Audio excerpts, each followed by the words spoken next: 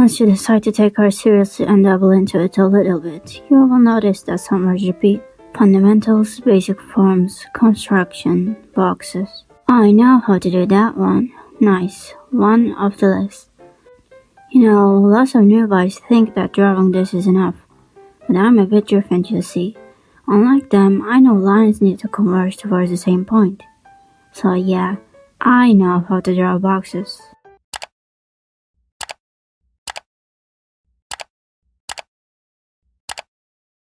Or do I? This is a story that probably has unfolded hundreds of times and will continue to do so. It is also how mine started back in last August, and since then I've actually drawn much more than 1,000 boxes. Over the last few months, okay, maybe around half a year now, I've become a box master and even started seeing my dreams through a Minecraft filter. Throughout this journey, I made so many mistakes, yet also discovered crucial information, methods, and practices that aided me in drawing this, and this. So I wanted to compile everything I learned in a rather compressed format, showing examples of my own mistakes, and maybe save you even more of the months I wasted myself. Even though I did in fact draw 1,000 boxes in the Drawabox manner, I did more basic practice before those, and tried my hand at this exercise from Krenz Cushart.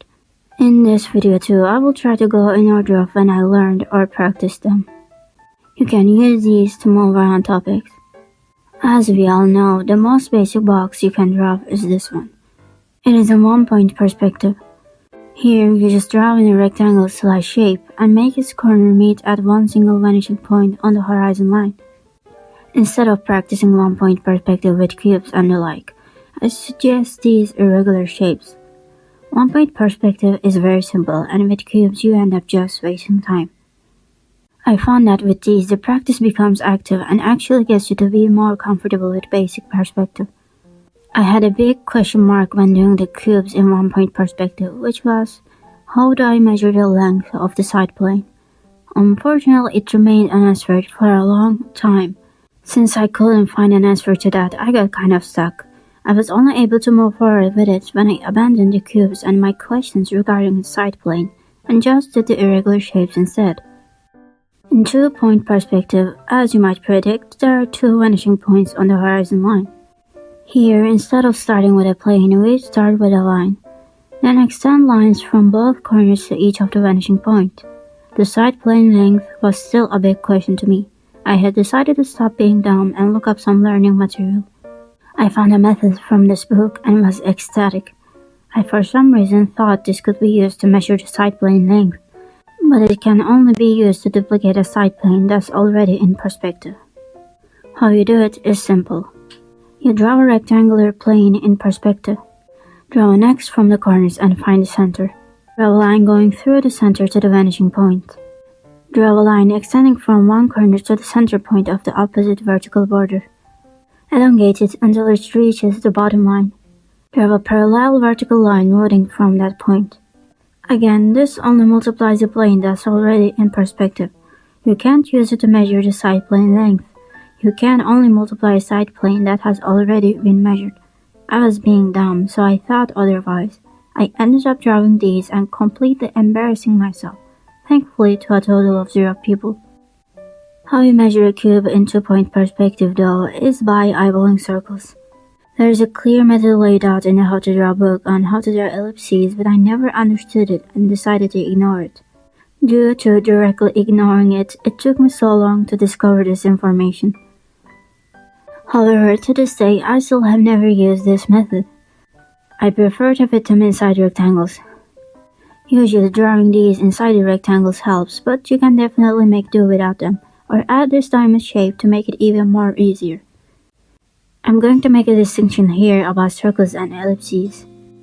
So in 2D, a circle in perspective is technically an ellipse. However, I'm still going to be calling them circles whether they're in perspective or not. This is because I want to make sure I'm communicating that what we're drawing is supposed to be a circle and not just an ellipse. It is just my personal preference in the wording. There is one other way to practice drawing circles in perspective and work not your intuition for them. You can either start with an ellipse or any plane. If we start with the ellipse, basically we turn it into a circle in perspective by drawing a plane around it. Then you draw more circles on the same plane. Once you're finished, you use the rectangle multiplication method to check how well you've done. It is the same if you start with the plane, you just keep fitting circles on it. One thing to keep in mind with these is that they're kind of symmetrical. Obviously, since they are vanishing, they can't be exactly symmetrical, but the points they touch the borders of the plane are supposed to be on the same line that is rooting from the vanishing point. If these are not symmetrical, then it means you made a mistake. I probably saw this practice somewhere, but I don't remember exactly where. I had to rediscover it while making the script because most likely I didn't read it to understand what it was for and just ignored it. I'm also not sure if it's 100% correct, so take it with a grain of salt. In a 3-point perspective, there is one extra vanishing point that is not on the horizon line. So there should be no more blatantly parallel lines on your box unless they're really close to each other. Here we start with a dot instead of a line. It is very basic, honestly. You put a dot and from there draw a line going towards the 3 vanishing points. After that, pick one of the lines and also decide on a border length. Then you draw lines from that point towards the other 2 vanishing points and continue doing this until you hit all 8 corners. Most of the practices regarding drawing or rotating boxes are done in a 3-point perspective, but I was mostly interested in how to measure a cube in 3-point perspective. I looked and looked, and unfortunately all I found at the time was a very mathematical method that probably can't be used in art. So I started looking for methods myself while also giving up on measuring cubes and just doing random floating boxes, which is a practice from Drawabox. Drawabox is actually an art course teaching the fundamentals of drawing, but I was mainly concerned with the lessons regarding boxes. Once I learned how 3-point perspective works and how I'm supposed to use this Y generator, I started doing 5 boxes a day. I really wanted to rush and be done with it, but I believed that taking it slow would not only raise my chances of finishing it, but also give it more time to fully sink into my brain. I did it on digital, which is against the requirements, and I also highly recommend doing it on paper. Not only is it easier and more fun, it is also just overall more rewarding. I don't know if I was supposed to mark the vanishing points. I have a feeling I wasn't, but I did it anyway. Also, even though I tried so hard to restrict myself with the undos and rotating or zooming the canvas, I still kept forgetting that I eventually just stopped caring. The main reason I did them digitally, despite how much I didn't like it, was that I was honestly self-conscious about the amount of paper I'd be wasting on them. It's not like they look cool either, unlike the figure drawings. The recommended method to doing these is ghosting your lines and putting a dot where you think the lines should meet and finally drawing the actual lines. I sometimes use this method and sometimes abandon it. Usually, especially after the 500 plus, I do ghost lines to one of the vanishing points and start drawing the actual line whilst eyeing the other vanishing point to visualize where they'd meet. Or even worse, I had completely stopped visualizing and instead of starting my line from the root, I started in the middle of nowhere, just a bit short enough than I feel it needs to be. Then I draw the other line without visualizing too, and fill in the empty space. This is a lazier method. I would recommend either the Drawabox method or the first one, as they are probably teaching you something, instead of finding loopholes like I did. I think the first way someone will go about it will be to draw the outside planes first and then the insides. But I find that a bit hard and more prone to mistakes. So what I do is draw 2 of the outside planes and then draw the inside planes. After that, I draw the rest. This helps conceal mistakes and is also easier because more often than not, one of the outside planes is really distorted and hard to draw by itself.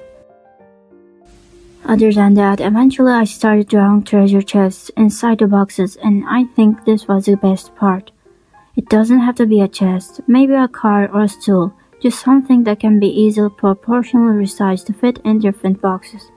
I got bored with the chest design I was using. I tried looking for other designs, but all I got on Google was AI generated results from stock websites. So after a few tries at cars and stuff, I gave up on drawing objects inside the boxes. Instead, I started drawing cylinders, but I had finished around 250 boxes before I moved on to them, which is the recommended amount by Drawabox. They also mentioned to do at least half of them without the generator, but I don't like making decisions, so I ignored that. So I kept drawing them, 5 a day with cylinders inside, for I assume close to 100 days because I now have around 500 of them. In total, I drew 250 boxes with chests and 500 boxes with cylinders inside. Very clearly, they don't add up to 1,000. The rest I did on paper, so it didn't seem like I was lying about how doing them on paper was overall just better. Also, it felt wasteful to run down to 500. I did these after the digital ones, but I had tried it at the start too, and the experience was about the same. I also did nerd out about which pen/pencil to use, but it's boring, so I'll put it at the end. At the end of this challenge, I'm a bit conflicted. I can't exactly pinpoint an obvious improvement in my abilities, but I feel that I become more intuitive with where the lines need to end. I think 250 is a perfectly good amount. And I'm also thinking that dragging it out might have made me forget about maybe how influential the first 250 were. I definitely recommend it simply due to how no effort it is. If you do it in one sitting, it should take you a couple of hours. Or if you have only 10 minutes to spare each day, it'll take about a month, so there's definitely nothing to lose by attempting it. And whether you want to fully follow Drawabox depends on how much you like it honestly. If you do follow and finish it, there's no doubt you will get better both with observational and with imaginative drawing. But there are also a million other ways to go about it. However, there is one crucial point to take note of when it comes to Drawabox. So at the start I was searching basic questions related to box practices on Google, and just like any sensible person in these years, I put Reddit at the end of my searches. While doing this, I bumped into a few posts that were along the lines of, Drawabox held my family of 4 hostage and made me quit drawing. And I am not judging anyone because I too am not a big fan of reading. But I think everyone, especially newbies, should take this part very literally. I would highly recommend the open treasure chest exercises too. I think it will teach you a lot more about form and positioning it in perspective that can be applied to basically anything. The reason I haven't done it is because I just hate doing any type of highly technical drawing on my tiny tablet. I really want to attempt it someday. If you want to only do the boxes, even if you don't draw any objects inside them, consider at least drawing cylinders, because practicing drawing ellipses inside boxes really helps with drawing ellipses around the boxes. Drawing ellipses around the planes is a huge part of rotating boxes, which is very coincidentally the main objective of the next practice I attempted. I don't know anything concrete about its origins, but this one is something I know as a Krenz Cushart box exercise, and its specialty lies in that the boxes are not cubes. You have probably seen it somewhere on the internet, and like a lot of people attempting this exercise, I also haven't taken any of Krenz Cushart's classes or any other class explaining this exercise. I kept trying to find methods and rules to it with my feeble mind, and nothing worked. It took me so long, mostly because I was being dumb, but I actually figured something out at the end, and this is the reason I wanted to make this video. My conclusion with the Krenz Cushart exercise was that there are 2 approaches you can take. One is simply memorizing it. Look at the reference and copy it so many times that it requires no more effort than breathing. I did not like this approach at all. No, I kept trying to come up with analogies to explain myself, and one of them was how with boxes the goal was to become a chef, so why would I be memorizing step-by-step recipes instead of learning cooking techniques? I don't know if that makes sense because I don't know anything about higher culinary training. I also had some with alphabets, but those kind of fell flat too. So what I'm trying to say is, I'm learning to draw boxes from various different angles so I don't have to learn each object individually. Since it is simplified to the most basic form it can have, I'd rather have methods that I can recreate to check when what I drew doesn't look quite right. Basically a way to measure my correctness, that's not just looking at an image. Similar to how we check the Drawabox boxes, seeing if the lines converge towards the same point. But obviously it is perfectly fine to take a memorization approach. It is just that my needs were a bit different. So to fulfill my needs, I kept trying to figure out the hidden sauce. I tried finding each vanishing point on every single box, making up rules that didn't adhere to logic, just doing anything and everything to find a way out. And at the time, I was using the circle method, which I had learned about from this video way before August, to rotate boxes for a body rotation exercise. I knew from my earlier attempt at the same box rotation method that simply using circles ended up with my box changing proportions continuously, which is just so bad if you need the box as a guide for something else. I was being smart for once that day and started slicing my circles into 16 even parts. And how I did that is simple. I just rotated a square by 22.5 degrees until I got a full circle. So you'd think the smart trick would continue, and I see that this can be used for the Krenz Cushart exercise too. But, unfortunately, a dumbass can only get lucky once. I didn't think of this up until I was halfway into my feet studies, so like 90 days of using sliced circles repeatedly. I hope there isn't anything wrong with my brain because the amount of brain fog I have seems a bit too excessive to me. Now I'll explain how to exactly use the sliced circles for the Krenz Cushart exercise, both in digital and on paper, and also how to make almost perfect cube rotations to use for different projects and practices. In digital, I've been using a template to practice with. It has a bit more than the classic 16 boxes. I use it for extra repetition.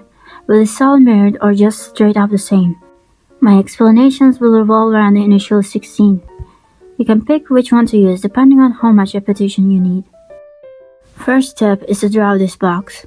There are no methods to it. The vanishing point is right in the center of the front-facing square, and I recommend having the side plane size be in this 1:2 ratio with the back plane. You can experiment with them to see what you like, but I find that others end up looking weird. I think it's all about the focal length or something. But unfortunately Magic Poser only has a matte box, and the transparent boxes I managed to find on Sketchfab after grueling search don't have any options to play with the camera settings, so I can only show it with my faulty drawings. Though I came across this video and apparently this app has transparent boxes and other organic shapes with camera settings, so if you're interested in that you can check it out. There aren't many resources for transparent 3D shapes on mobile that I knew of, so I'm glad it exists now. Drawing the circle is more of a muscle memory thing to me at this point, but it's still a big hustle because I have neither muscles nor good memory. How I practiced it was explained before.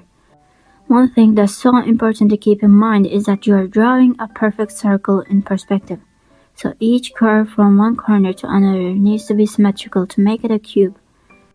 It is a bit tricky because just like the boxes, they get heavily affected by the perspective too, but since there are no clear-cut lines crashing onto each other and making a distinct shape, it is hard to figure out if you got the proportions right or not.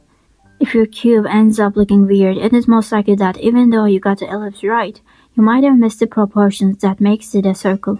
There are two kinds of rotations we will be making. One is horizontal and one is vertical. Some of the horizontal rotations require to first rotate the initial box vertically. To rotate a box vertically, you draw circles around the horizontal planes. And to rotate a box horizontally, you draw circles around the vertical planes. If you draw them around the front and back planes, you get something completely different, but it's not used for the Krenz Cushart exercise at all. Once you draw the circles, you move one corner on it, and move the others according to that, and kind of eyeball everything. This was about all that I learned from the box rotation video. However, we need to go a bit further than that. After you draw the circle, draw an X from the corners you drew circles around. With that, you have the center of both the plane and the circle. Now you can divide your planes into 4 even squares by drawing lines going through the center, following the perspective. And if you go just a little bit farther, you'll have sliced your circle into 8 even parts. I really despise eyeballing, so I sliced them all one more time, which also requires eyeballing, but it is really easy, and having concrete guidelines is way better than trying to eyeball on the spot. And now we have the perfect guide for the cube rotation exercise. Move the corners one slice at a time and connect the dots. It really is that easy. Once you have made boxes from all corners, you have done all this exercise requires. The further you go from the initial box, the harder it gets. The circles get a bit hectic on the highest angle, so I end up using different colors to see them properly. Since we're on digital, you can draw the circles once and use different layers to move the new boxes around. But while drawing the on-paper examples, I realized starting from scratch each time might be more beneficial, especially if you don't have practice with circles. I kind of didn't notice that the way I approached this practice was fully dependent on being able to draw circles. How you make the boxes perfect enough to be used as guides for art purposes. And by that I mean that they will only look perfect, but actually aren't. You just transform this layer to fit the boxes. I don't know why I made such a big deal of it. As I briefly mentioned, I tried to practice on paper too because even though I was confident that it would take more time but still be doable, I felt like I'd be a fraud if I didn't actually prove it. Since I can't record videos, I will try to showcase examples with copying what I did on paper on digital. Unfortunately, on paper there were no layers I could use. I tried using different colors, but it looked so messy, so I accepted my fate and took it out of the options. The first option you have is just starting from scratch each time. I drew these guide boxes with a ruler. I also drew them aligned simply because it was easier, but it came in handy down the line. Then, just like I do in digital, I drew the circles and drew the rotated boxes on top. You have to draw the circles each time, which I guess is a good exercise. It also didn't take as long as I thought. I timed this one and got 5 minutes. I didn't try to go faster or slower. However, I have no way of proving it except this screenshot, so I guess you'll just have to trust me. After the one I recorded, I guess the angels wanted to help me out, because I realized since the initial boxes were aligned, I could use the ruler to rotate these vertically. Obviously, you still need to measure the actual vertically rotated boxes, but the ones after that you only need to draw the circles for. I'm glad I had less circles to slice. Slicing the circles was really hard since I was drawing them so small. It gets confusing pretty quickly, so using thin pencils or drawing them big is important. Though the bigger you go, I think the harder it will be to draw. One unexpected discovery I had with doing this practice on paper was that it is much easier to draw the circles. I mostly chicken scratch instead of gripping the pen so hard that my hands start creaking randomly just to get any resemblance of an ellipse. Though I guess you would achieve a similar effect by using a pencil-like brush on digital too. But it was definitely way better for my poor old fragile wrists. It was also very therapeutic, like those adult coloring books. Considering it took more or less 75 minutes, I think it is more than doable on paper, especially if you care about being able to transfer your skills over to traditional. The second option is to only draw the circles referencing the earlier ones, so that means you'll have to rotate and measure less. However, I didn't do it myself. I'll just show a visual representation of what I mean. The reason I didn't attempt it is because I have zero confidence that I can do it. I don't think I can freehand proportional circles in perspective. Maybe random ones, sure, but definitely nothing good enough to draw cubes in. The third option is to print this template, or trace from a device. This way you can reduce the amount of measurements you have to make, but also not miss out on any much needed practice. I'll try to put a link to it in the description. And of course, you can also use it digitally. Just as a disclaimer, if you're a beginner, and by that I mean you don't already have a habit of drawing for fun, I wouldn't recommend starting with any type of rotation exercise. I believe it's best that you start with casual observational drawing. This is a highly repeated beginner's advice, and the reasoning behind it is that for a beginner, the most important thing is to continue partaking in the activity. The easiest way to do that is to draw what you like, and create a positive reinforcement cycle. But I also have an underrated take on it, which is that if you can't draw something as is from a reference, you can turn it around or draw it from imagination. The best thing a beginner can do is avoiding overloading themselves. You don't need to be able to do charcoal portraits that scare off printer companies, just good enough where you can communicate what's in a reference without much struggle. For most adults, without factoring in disabilities and outside factors, I'd estimate that it will take between 3 months to a year with adequate time spent practicing. But as always, this is just my opinion. So, should you draw 1,000 boxes? Unless you're in it with infinite amounts of time, probably not. But maybe consider drawing around 250 of them. Am I going to continue drawing them? Absolutely. I enjoy my routines and I don't like it when they change. So unless my life gets so busy that I have not even a minute of free time left, I'll continue doing them until I get bored and annoyed. The first one is not happening anytime soon because I am a lazy bum. Oh, and here's a comparison of my boxes now and me a year ago trying to do the same thing but failing miserably. And if you want to see what you can do once you're able to draw these rotated cubes, maybe check this video.